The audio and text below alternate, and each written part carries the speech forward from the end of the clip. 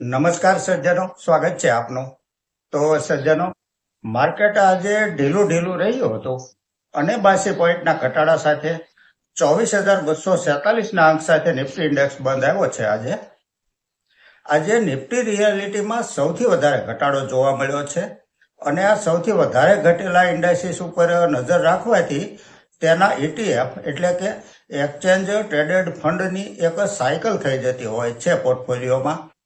અને આનું એક ચોક્કસ ગણિત છે. અલગ અલગ ઇન્ડાઇસીસના ઇટીએફમાં ખરીદી તથા પ્રોફિટ બુકિંગ બંને બાજુ તક મળતી રહેતી હોય છે.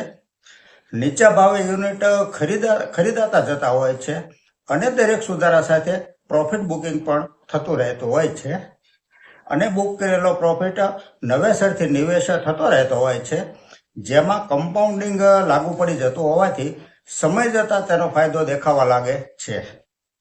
અને આ ETF એ કોઈ સ્ટોક નથી, એક બાસ્કેટ છે, મ્યુચ્યુઅલ ફંડની જેમ જ, પરંતુ એક્સચેન્જ ઉપર ટ્રેડ કરી શકાય છે સ્ટોકની જેમ જ, માટે એને ETF બોલાય છે. દોસ્તો, અહીં કંપની તથા ફંડામેન્ટલની આજ સુધીના વીતેલા ઇતિહાસની ચર્ચા ફક્ત અભ્યાસના હેતુથી કરવામાં આવે છે, જેથી ખરીદ વેચાણની ભલામણ નહીં સમજવા આપ સૌને એક અપીલ કરું છું. આજની ચર્ચામાં જો આગળ વધીએ તો સૌથી પહેલી કંપની છે શિગાચી ઇન્ડસ્ટ્રીઝ લિમિટેડ. આ એક ફાર્મા સેક્ટરની સ્મોલ કેપ કંપની છે. સેલ્સ પ્રોફિટ જોઈએ તો ડિસેમ્બર 23માં જે સેલ્સ 111 કરોડ હતું તે ત્યાંથી વધીને 139 કરોડ થયું છે. નેટ પ્રોફિટ 20 કરોડથી વધી 27 કરોડ થયો છે. ઈયર ટુ ઈયર નેટ પ્રોફિટ જોઈએ તો 30 કરોડ ત્યાંથી 40 કરોડ 44 કરોડ 57 કરોડ થઈ અને 69 કરોડ થયો છે. છેલ્લા 3 વર્ષનો કમ્પાઉન્ડિંગ પ્રોફિટ ગ્રોથ 24% છે. સેલ્સ ગ્રોથ CAGR 3 વર્ષનો 27% છે. ઓપરેટિંગ પ્રોફિટ માર્જિન 24% છે. બેલેન્સ શીટ જોઈએ તો બોરોવિંગ 137 કરોડ છે, તો સામે રિઝર્વ કંપની પાસે 438 કરોડ છે. માર્કેટ કેપ 1514 કરોડની છે. આ એક સ્મોલ કેપ કંપની છે. સ્ટોક પ્રાઇસ 45 રૂપિયા છે. પી રેશિયો 22 છે. ROC 16% છે. ROE 16% છે. ડિવિડન્ડ યીલ્ડ 0.22% છે. શેર હોલ્ડિંગ પેટર્ન જોઈએ તો પ્રમોટર હોલ્ડિંગ 44.14% છે અને પબ્લિકનું હોલ્ડિંગ 55.77% છે. સામાન્યપણે 50%થી વધારે જે પબ્લિક હોલ્ડિંગ હોય છે તે વધારે કહી શકાય. આગળની કંપની છે MRP એગ્રો લિમિટેડ. કંપની ખેતી પેદાશનો એટલે કે ખેતીવાડીના ઉત્પાદનનો વ્યાપાર કરે છે. માર્ચ 25 ક્વાર્ટરનું રિઝલ્ટ આવી ગયું છે કંપનીનું, જેને આપણે આંકડામાં સમજીએ તો જે સેલ્સ માર્ચ 24 ક્વાર્ટરમાં 7 કરોડ 30 લાખ હતું તે ત્યાંથી વધીને 23 કરોડ 35 લાખ થયું છે. નેટ પ્રોફિટ 24 લાખથી વધી 2 કરોડ 26 લાખ થઈ ગયો છે. છેલ્લા 3 વર્ષનો કમ્પાઉન્ડિંગ પ્રોફિટ ગ્રોથ 173% છે. સેલ્સ ગ્રોથ CAGR 3 વર્ષનો 51% છે. સ્ટોક પ્રાઇસ CAGR 3 વર્ષનો 101% છે. રિઝર્વ 21 કરોડ છે, તો સામે બોરોવિંગ 0 છે. આ એક સંપૂર્ણ કરજ મુક્ત કંપની છે. માર્કેટ કેપ ફક્ત 151 કરોડની છે. આ એક માઇક્રો કેપ કંપની છે. સ્ટોક પ્રાઇસ 136 રૂપિયા છે. પી રેશિયો 22 છે. ROC 39% છે.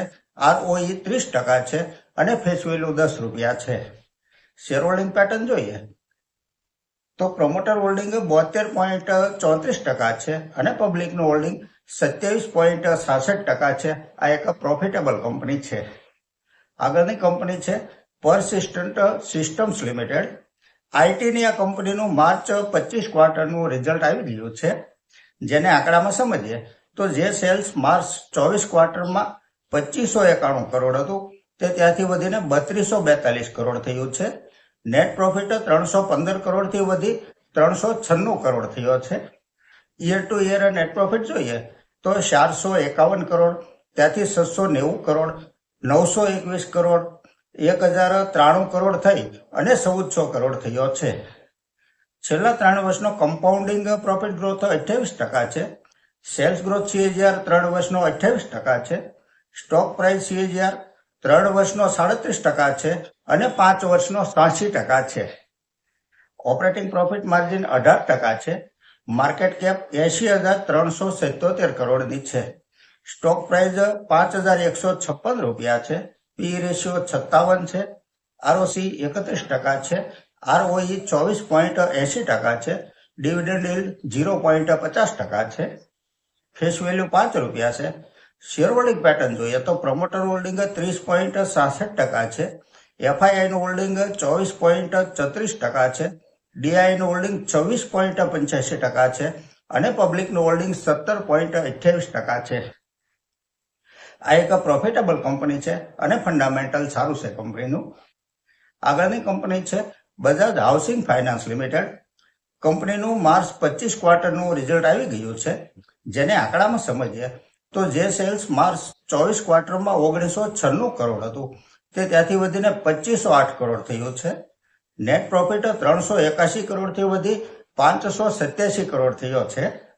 છેલ્લા 3 વર્ષનો કમ્પાઉન્ડિંગ પ્રોફિટ ગ્રોથ 45% છે. સેલ્સ ગ્રોથ CAGR 3 વર્ષનો 36% છે. માર્કેટ કેપ 1,10,262 કરોડની છે. સ્ટોક પ્રાઇસ 132 રૂપિયા છે. પી રેશિયો 51 છે. આરઓસી 9.56% છે.